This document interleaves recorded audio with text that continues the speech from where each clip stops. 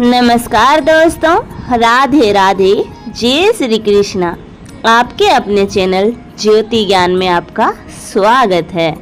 आज हम सुनने जा रहे हैं आषाढ़ मास महात्म्य अध्याय 25।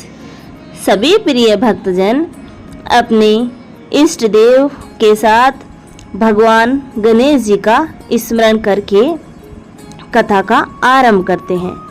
ओम नमः शिवाय, जय श्री गणेशाय नमः। श्री सुखदेव जी ने कहा, तीर्थ में दान और व्रत आदि सत्कर्म करने से मनुष्य के पाप नष्ट हो जाते हैं, परंतु तू तो प्रेत के शरीर में है, अतः उन कर्मों को करने की अधिकारिणी नहीं है।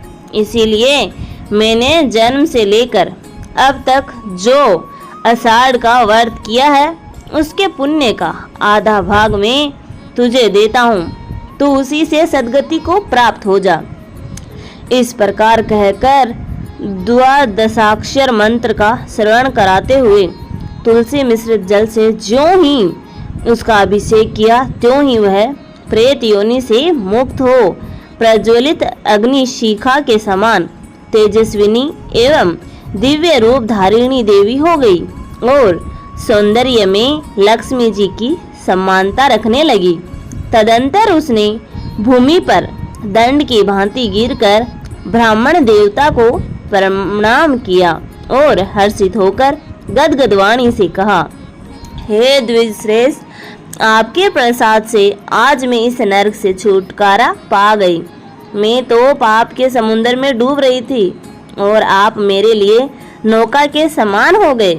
वह इस प्रकार ब्राह्मण से कह रही थी कि आकाश से एक दिव्य विमान उतरा दिखाई दिया। वह अत्यंत प्रकाशमान एवं विष्णु रूपधारी पार्षद से युक्त था। विमान के द्वार पर खड़े हुए पुण्यशील और सुशील ने उस देवी को उठाकर श्रेष्ठ विमान पर चढ़ा दिया। तब धर्मदत्त ने बड़े आश्चर्य के साथ उस विमान को देखा और विष्णु रूपधारी पार्षदों को देखकर साष्टांग प्रणाम किया। पुण्यशील और सुशील ने प्रणाम करने वाले ब्राह्मण को उठाया और उसकी सराहना करते हुए कहा, हे द्विजश्रेष्ठ, तुम्हें साधुवाद है, क्योंकि तुम सदैव भगवान विष्णु के भजन में तत्पर रहते हो, दिनों पर दया करते हो, सर्वज्ञ हो तथा भगवान विष्णु के व्रत का पालन करते हो। तुमने बचपन से लेकर अब तक जो आषाढ़ व्रत का अनुष्ठान किया है उसके आधे भाग का दान देने से तुम्हें दूना पुण्य प्राप्त हुआ है और सैकड़ों जन्मों के पाप नष्ट हो गए हैं। अब यह वैकुंठ धाम में ले जाई जा रही है। तुम भी इस जन्म के अंत में अपनी दोनों स्त्रियों के साथ भगवान विष्णु के वैकुंठ धाम में जाओगे और मुक्ति प्राप्त करोगे। धर्मदत्त, जिन्होंने तुम्हारे सम्मान भक्ति पूर्वक भगवान विष्णु की आराधना की है, वे धन्य और कृतकृत्य है। इस संसार में उन्हीं का जन्म सफल है। भली भांति आराधना करने पर भगवान विष्णु देहधारी प्राणियों को क्या नहीं देते हैं। उन्होंने ही उत्तानपाद के पुत्र को पूर्व काल में ध्रुव पद पर स्थापित किया था। उनके नामों का स्मरण करने मात्र से समस्त जीव सद्गति को प्राप्त होते हैं। पूर्व काल में ग्रहग्रस्त गजराज उन्हीं के नाम का स्मरण करने से मुक्त हुआ था।